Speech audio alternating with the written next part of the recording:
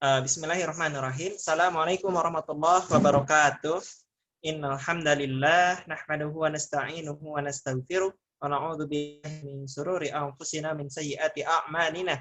May yahdihillahu fala mudilla lahu wa may yudlilhu fala hadiyalah.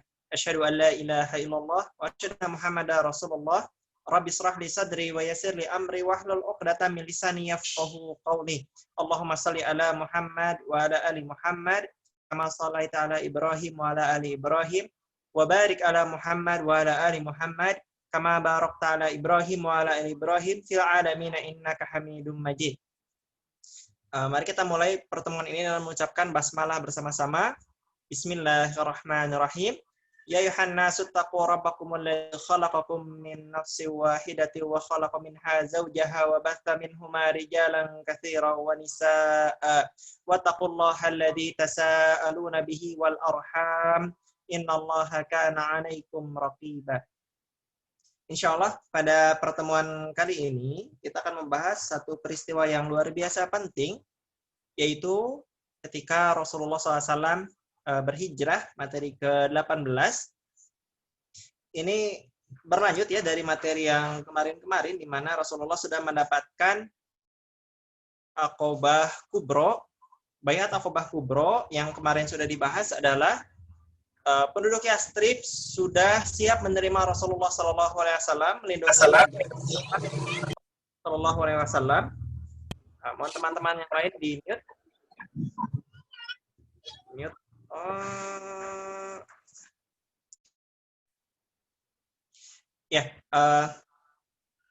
Tadi sampai ke Baiat Aqobah Kubro. Jadi mayoritas pemimpin dari maaf teman-teman, boleh di mute ya supaya tidak berisik. Baik. Baiat Aqobah Kubro, petinggi banyak dari petinggi-petinggi di Yastrib, baik masyarakatnya juga sudah memeluk Islam, sehingga dakwah Islam di sana terjaga dan terjamin.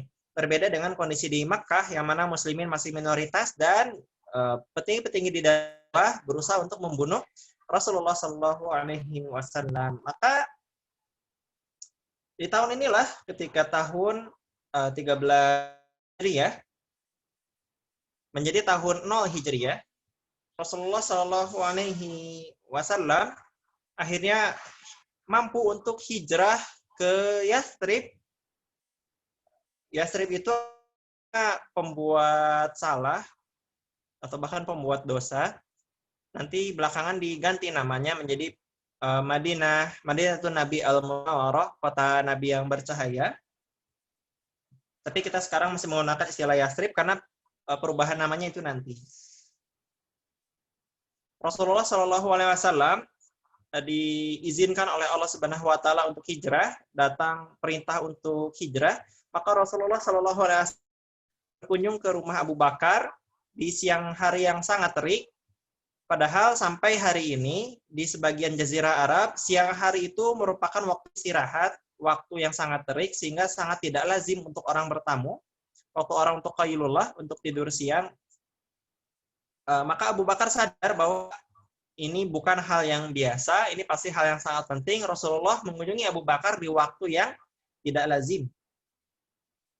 Maka pun memberikan kabar kepada Abu Bakar bahwa perintah hijrah sudah diturunkan kepada Rasulullah SAW dan Allah minta untuk menemani Rasulullah hijrah ke Yastrib.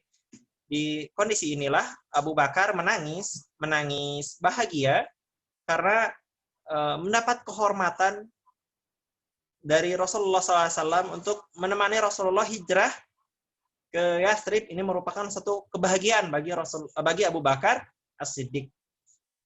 Abu Bakar sudah menyiapkan unta dan perbekalannya untuk Rasulullah Shallallahu Alaihi Wasallam. Maka Abu Bakar ingin menghadiahkannya pada Rasulullah, namun Rasulullah menolaknya. Rasulullah ingin membelinya dengan harga yang sesuai pasaran kepada Abu Bakar. Maka Abu Bakar pun tidak bisa tidak, akhirnya menjualnya kepada Rasulullah. Di sini teman-teman kita dapat pelajaran bahwa dalam berislam, berjihad, berjuang, berhijrah, di jalan Allah Subhanahu wa taala, sangat diutamakan kita menggunakan jiwa, raga dan harta kita masing-masing. Jangan kita dalam beribadah yang sangat besar itu numpang ke orang lain, karena ya tentu kemuliaannya, perjuangannya, pengorbanannya berbeda di sisi Allah Subhanahu wa taala. Petinggi Darun Nadwah sudah sudah mengetahui bahwa banyak muslimin hijrah ke Yathrib dan mereka tidak ingin Rasulullah untuk menyusul hijrah ke sana, sehingga dirapatkanlah di Darun Nadwah apa yang harus dilakukan untuk menghadapi peristiwa ini. Di sini ada peristiwa yang sangat unik, bahwa untuk pertama kalinya dalam sejarah dakwah Rasulullah SAW, iblis sebagai raja dari para setan, dari musuh Allah yang paling diwanti-wanti kepada. Silakan kalau bertanya ditulis saja. Nanti insya Allah saya jawab ya. Iblis hadir dalam majelis Darun Nadwah, menyamar menjadi sebagai pria tua yang mengaku dari Najd untuk ikut dalam musyawarahnya para petinggi Quraisy. Nah, ketika musyawarah berlangsung, maka ada yang mengusulkan untuk ya sudah Rasulullah diusir saja. Toh memang mereka akan hidup bahagia dan tidak terganggu di Makkah tanpa adanya Rasulullah Shallallahu Alaihi Wasallam. Namun ini disanggah, termasuk juga iblis ya menyanggahnya, karena mereka mengetahui bahwa andaikan Rasulullah berhasil keluar dari Makkah, maka Rasulullah akan bisa membangun satu kekuatan yang nantinya Rasulullah dikhawatirkan akan menyerang Makkah.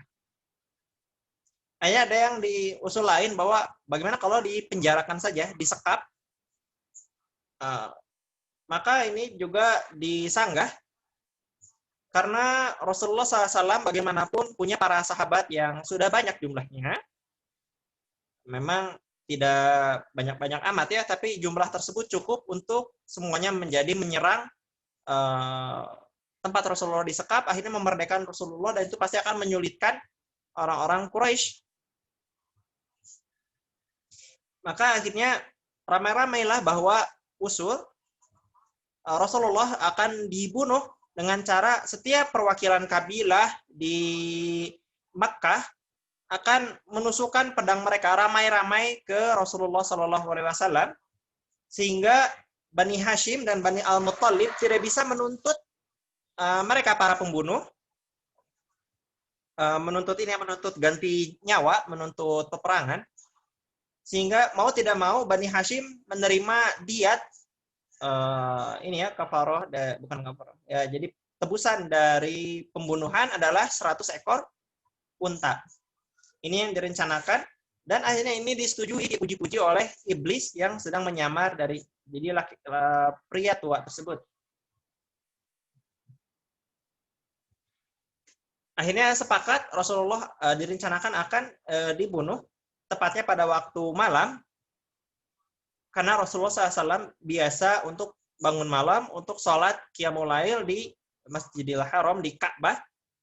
Maka direncanakanlah pembunuhannya adalah ketika Rasulullah keluar untuk melaksanakan sholat malam tersebut. Maka berkumpullah para petinggi Quraisy dari masing-masing perwakilan kabilah, siap untuk menebaskan pedang mereka kepada Rasulullah, menancapkan pedangnya ke tubuh Rasulullah beramai-ramai.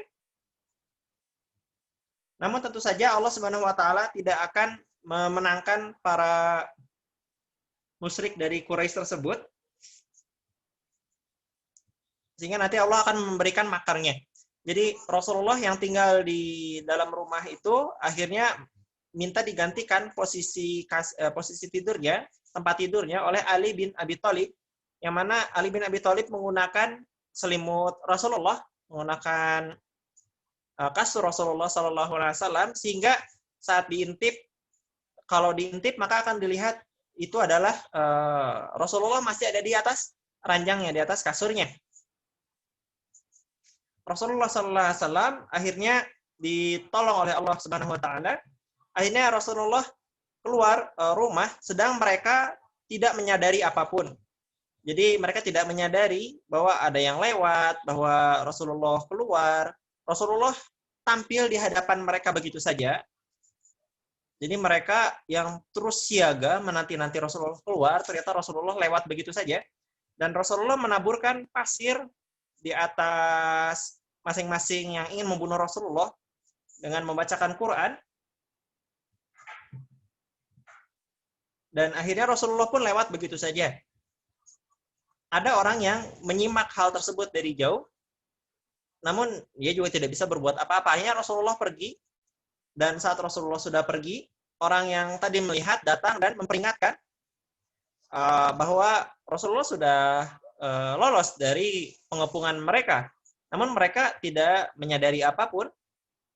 Yang mereka sadari hanyalah tiba-tiba ada pasir di atas kepalanya yang dikibas-kibaskan, jatuh. Dan saat mereka tidak percaya, mereka mengintip ke dalam rumah, melihat bahwa masih ada orang yang tidur di atas kasur Rasulullah menggunakan selimut Rasulullah SAW. Ya, mereka masih yakin bahwa Rasulullah ada di dalam rumah.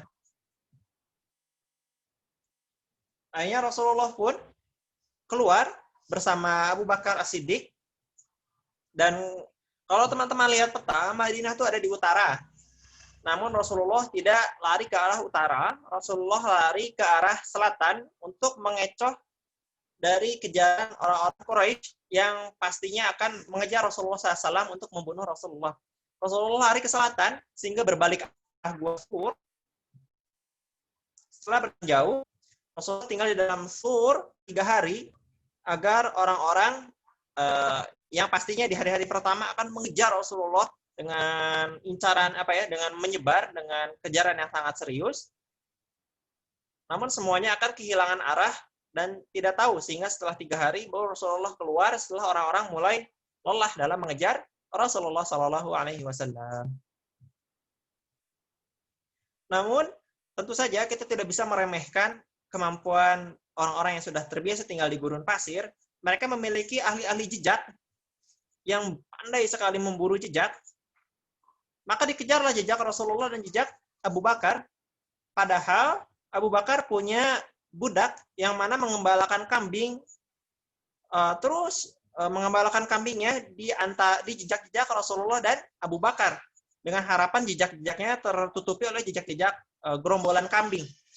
Namun ternyata gembalaan tersebut tidak bisa menghalangi ahli-ahli jejak untuk mengetahui bahwa ini ada jejak manusia, jejak Rasulullah dan Abu Bakar, sehingga bagaimanapun para pemburu tersebut sampai ke tepat di depan Gua Sur. Abu Bakar sudah ketakutan, sudah melihat kaki-kaki para pemburu. Sedangkan para pemburu andai saja melihat ke bawah, melongok ke bawah, maka langsung terbuka. Inilah Rasulullah dan Abu Bakar. Maka Abu Bakar pun ketakutan, makanya di Quran surat At-Taubah diturunkan bahwa tidak perlu takut Abu Bakar, innallaha ma'ana. Sungguhnya Allah itu bersama kami, bersama kita. Jadi tidak perlu takut terhadap kejaran Quraisy. Dan benar, orang-orang Quraisy ahli itu tidak bisa kehilangan akal, tidak tahu di mana Rasulullah SAW. Yang mereka tahu ada di atas itu gitu kan, tapi mereka tidak tahu, tidak menemukan Rasulullah dan Abu Bakar, jejaknya hilang, jejaknya berhenti. Maka mereka pun curiga Rasulullah dan Abu Bakar diangkat ke langit. Akhirnya Rasulullah pun pulang. Pemburu-pemburu jejak itu pun pulang bersama para tentara Quraisy yang mengejar Rasulullah. Dan berputus asa, tidak tahu lagi kemana harus mengejar. Di saat Rasulullah ada di Gua Sur, Asma binti Abu Bakar, anak Abu Bakar, mengirimkan bekal makanan ke Rasulullah dan Abu Bakar. Lalu setelah 3 malam berada di Gua Sur, maka Rasulullah dan Abu Bakar pun keluar. Dan menuju ke arah Yathrib, namun ke jalur yang asing, yang jarang sekali orang lewat ke arah tersebut, yaitu jalur yang cenderung ke arah pesisir. Walaupun tidak selalu ke pesisir ya, tapi intinya jalur yang asing, yang lebih terjal, yang sulit, yang bukan orang umumnya lewat, di antara jalur perdagangan Makkah dan Syam. Maka Abu Bakar pun menemani Rasulullah, ditemani oleh pelayannya, yaitu Amir bin Fuhairah, dan penunjuk jalan yang bernama adalah Abdullah bin Uraiqid. Dia sebenarnya masih musyrik, tapi dia berkomitmen dan orangnya jujur, terpercaya. Dia dibayar oleh Abu Bakar, saya lupa tepatnya, kalau tidak salah 2 unta. Jadi imbalannya dapat 2 ekor unta kalau bisa mengantarkan Abu Bakar dan Rasulullah ke Yathrib, ke jalur yang terjal tersebut. Sebenarnya kisahnya banyak ya di perjalanan saat Rasulullah hijrah, namun tidak, saya kira terlalu banyak untuk saya jelaskan. Akhirnya Rasulullah tiba pada tahun 8 Rabiul Awal, tahun 14 kenabian. Oh ya, tahun 14 kenabian atau tahun 23 September 622 Masehi. Tahun 14 kenabian, Rasulullah tiba di Kuba. Pada hari Senin, tanggal 8 Rabiul Awal. Di Kuba, Rasulullah tinggal selama 4 hari, dan di situ pula orang-orang menyambut Rasulullah dengan takbir dan tahmid. Pada awalnya orang-orang mengira Abu Bakar itu adalah nabinya. Abu Bakar adalah Rasul, sehingga orang-orang ramai-ramai mendatangi Abu Bakar, menyalaminya. Dan Abu Bakar juga tidak mengelak apa-apa, bingung harus berkata apa. Namun ketika ada matahari menyengat Rasulullah, sinar matahari menyengat Rasulullah, maka Abu Bakar pun menutupkan pakaian agar Rasulullah tidak terkena. Maka di sana orang-orang sadar bahwa Rasulullah itu adalah orang yang ditutupi oleh Abu Bakar. Di sana Ali bin Abi Thalib pun akhirnya menyusul Rasulullah sampai ke Kuba. Namun Ali bin Abi Thalib tinggal dulu di Makkah selama 3 hari. Teman-teman, kalau ada yang mau bertanya, langsung tulis saja ya. Insya Allah nanti setelah saya selesai menyampaikan, akan saya coba jawab sebisa saya. Ali bin Abi Thalib akhirnya sempat tinggal dulu di Makkah, karena bagaimanapun Rasulullah tetap dapat gelar Al-Amin. Orang-orang tetap tahu bahwa Rasulullah adalah orang yang mulia, orang yang jujur, orang yang amanah. Walaupun mereka mendustakan Rasulullah atas risalahnya, namun mereka tetap menitipkan barang-barang berharga pada Rasulullah. Karena mereka tahu Rasulullah tempat yang aman untuk menyimpan barang, menyimpan harta yang sangat berharga. Saya tidak tahu ya, mungkin tentu ada imbalan kepada tempat yang dititipkan, tapi saya tidak tahu seperti apa imbalannya. Yang jelas, saat Rasulullah hijrah, maka Ali bin Abi Thalib pun diamanahkan mengembalikan seluruh barang-barang yang dititipkan oleh para orang-orang kaya di Makkah kepada Rasulullah. Jadi ini merupakan hal yang aneh. Mereka menganggap Rasulullah pendusta, tetapi mereka sendiri tahu Rasulullah amanah dan menitipkan barangnya ke sana. Jadi yang sebagaimana diwahyukan oleh Allah Subhanahu wa taala, bahwa orang-orang itu mendustakan apa yang Rasulullah risalahkan, mendustakan Islam, baik dengan sombong, baik dengan alasan apapun. Tetapi mereka tidak mendustakan Rasulullah. Mereka mengetahui Rasulullah tetap orang yang amanah, tetap orang yang jujur, akhlak yang luar biasa. Sehingga ini merupakan hal yang sangat unik, menarik, bahwa ya inilah harusnya para dai, para mubalik, para alim, para orang-orang yang menyampaikan risalah, harusnya mereka amanah, harusnya mereka akhlaknya baik dan dipercaya, walaupun mereka mendustai risalah kita, tetapi kita tetap integritasnya tetap tidak dipertanyakan. Sampai Kuba, Rasulullah membangun masjid pertama, yaitu Masjid Kuba. Dan dari Masjid Kuba, Rasulullah berangkat ke Yathrib. Tujuannya adalah perkampungan Bani An-Najjar. Kita dulu sudah pernah belajar bahwa Rasulullah bin Abdullah bin Abdul Muttalib bin Hashim. Nah, itu Hashim pernah menikah dengan orang Yathrib. Ini ya, materi awal sekali, materi keberapa ya? Materi ketiga kalau nggak salah ya. Sekarang sudah materi 18. Jadi Abdul Muthalib itu adalah anak yang ibunya namanya Salma. Itu Salma adalah orang Yastrib, orang Yastrib yang berasal dari Bani An-Najjar. Maka Rasulullah pun datang kepada perkampungan Bani An-Najjar karena itu adalah perkampungan leluhurnya, jadi masih keluarganya.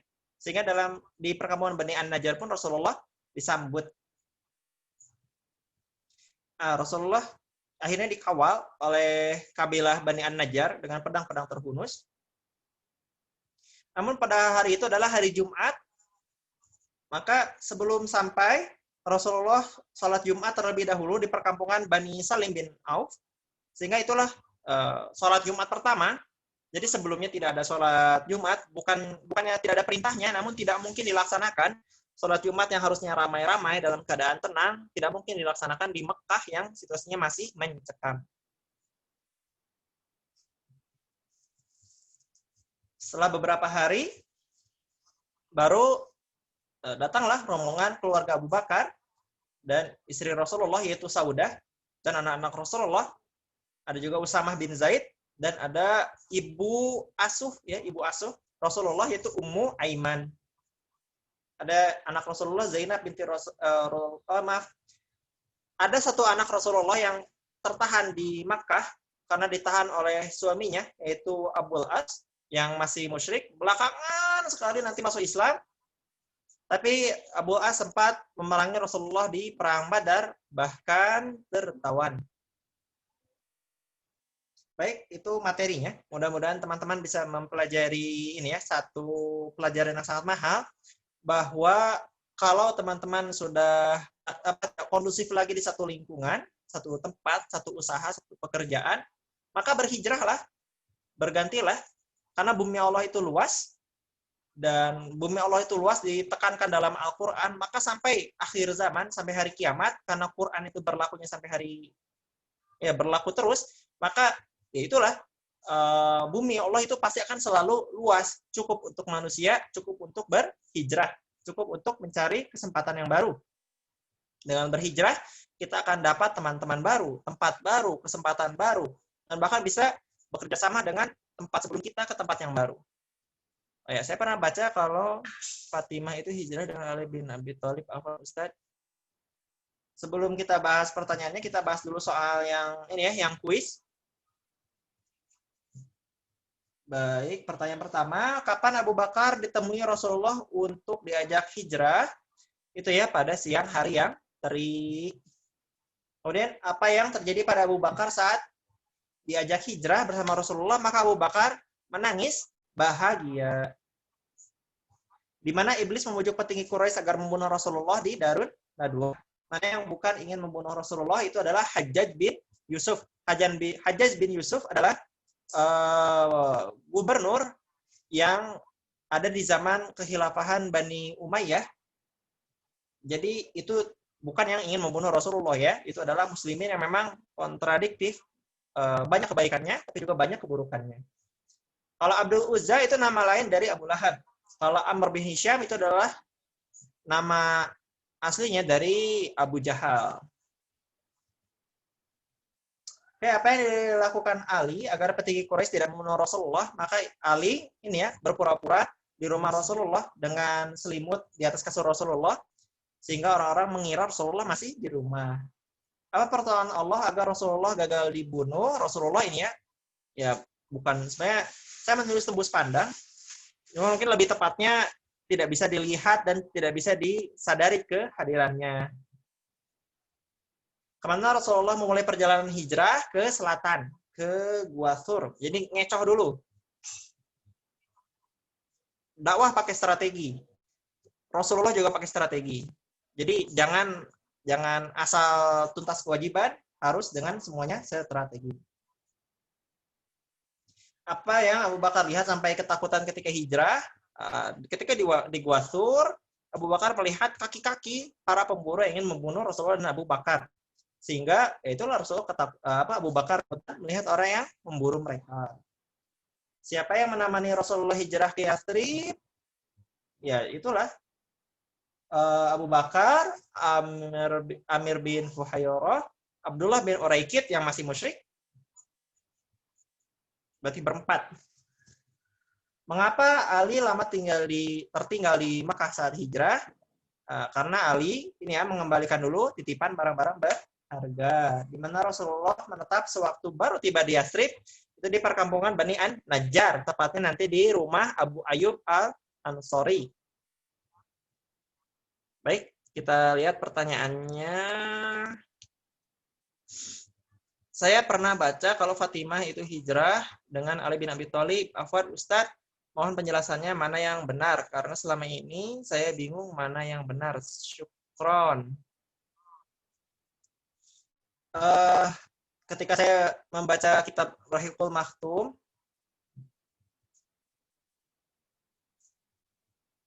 saya belum dapat penjelasan yang tepat ya terkait Fatimah itu apakah dengan Ali atau dengan bersama rombongan keluarga Abu Bakar yang lain. Jadi saya belum bisa menjawabnya, insya Allah. Mudah-mudahan bisa saya cari jawabannya.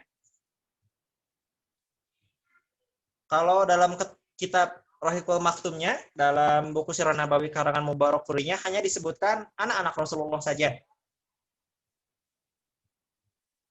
Kalau Fatimah belum disebut. Mungkin bersama Ali, tapi saya tidak tahu ya.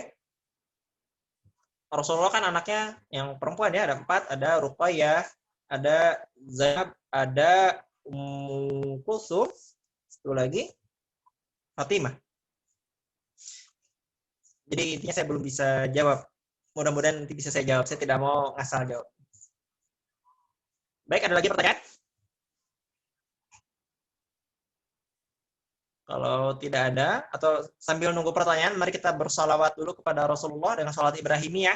Allahumma sholli ala Muhammad wa ala ali Muhammad kama shallaita ala Ibrahim wa ala ali Ibrahim wa barik ala Muhammad wa ala ali Muhammad kama barakta ala Ibrahim wa ala ali Ibrahim fil alamin innaka Hamidum Majid. Tidak adakah pertanyaan? Kita ucapkan hamdalah. Alhamdulillahirabbil alamin. Istighfar. Astagfirullahaladzim, astagfirullahaladzim, astagfirullahaladzim. Tidak ada ya pertanyaannya? Baik, kalau begitu ditutup saja dengan doa kifaratul majelis. Subhanakallahumma bihamdika asyhadu an la ilaha illa anta astaghfiruka wa atubu ilaik. Terima kasih teman-teman yang hadir hari ini cukup banyak. Berapa ya? 1, 2, 3, 4, 5, 6, 7, 8 orang. Alhamdulillah. Semoga kita semua ini di surga Firdaus bersama Rasulullah Sallallahu Alaihi Wasallam. Assalamualaikum warahmatullahi wabarakatuh.